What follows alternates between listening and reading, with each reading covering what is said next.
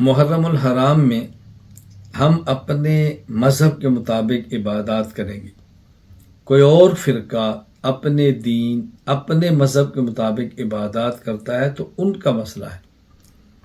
ہماری عبادت 9 اور 10 محرم یا 10 اور 11 محرم یہ روزہ ہے.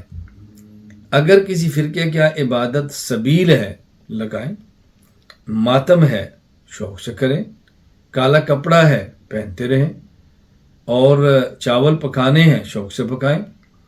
بس اس بات کا اہتمام ہم کریں کہ ہم اپنی سحری اور اپنی افطاری کے لیے ان سے چاول روٹی پکوڑے نہ مانگیں، اور وہ اپنی سبیلیں اور اپنے نیاز اور اپنے لنگر کے لیے اہل سنت والجماعت کے دروازوں پر دستک دے کر بھیک نہ مانگیں.